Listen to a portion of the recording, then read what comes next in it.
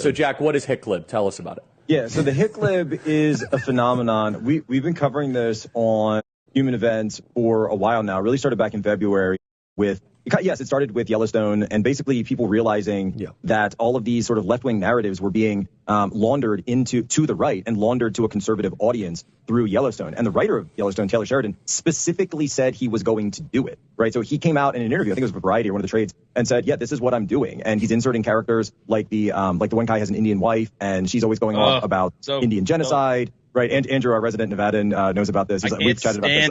Fast forward, Monica, I think her name is. Are you a big Yellowstone fan, Andrew? Me and my wife watched it. Yeah. Oh, okay. Yeah. But I will tell you that my family got into a dispute in like the 1960s with Native Americans. They like left the land in 1870 or whatever. Settlers were coming in. So the settlers took the land, happened to be my family.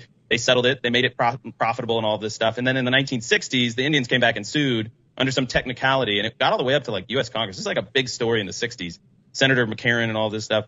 Anyways, McCarran ends up saying to the family and others like them in Nevada, hey, I'm going to fight to make sure that you guys don't lose your land. Well, Senator McCarran died. We had McCarran Airport and before it got renamed, what is it, Harry Reid now or whatever it is. Anyway, so I mean, this was a big deal. And I can tell you that these disputes with the Native Americans and land and stuff, that's real in the West. And for them to make this character so woke, so annoying, so cringeworthy in this story is exactly what Jack's talking about, where it's like you've got all these conservatives watching this show and then they inject this woke crap. And then like there's another sequel. What is it? Is it 1923 or whatever? No, I think there's two sequels. And then there's 1883 was excellent. Yeah, well, that was fine except for the fact that of this stuff.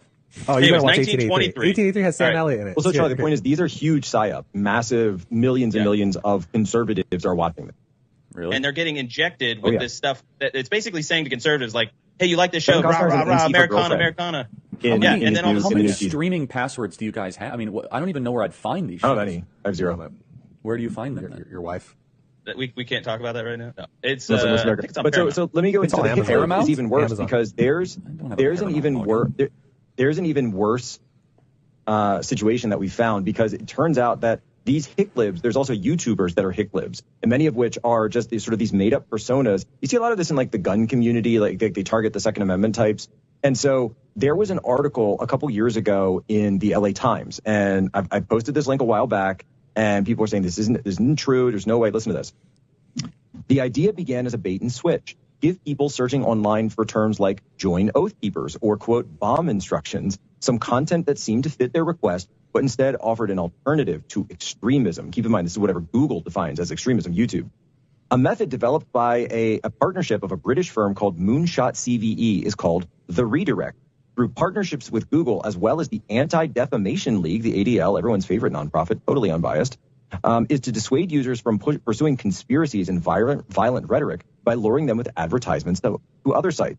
In an internet figure known as Beau of the Fifth Column, Moonshot thought that it had found the perfect person to redirect online users to. Broadcasting under a bare light bulb from a shed packed with camping gear, Beau appeared as a Southern gun owner with progressive views. Southern gun owner with progressive views. A calming demeanor, an unkept beard, a military aura, and a huge YouTube following. And yet his progressive views were then pushed via YouTube, again, in partnership with the ADL, to steer gun owners, Southerners, conservatives towards progressive views. And it turns out this guy is like a totally convicted felon. He has like a fake accent. There's like all sorts of like just total insanity behind the guy.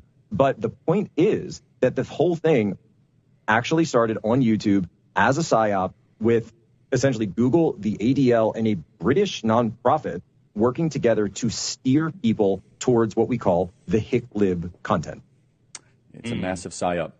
We have to wrap this soon, guys. I know people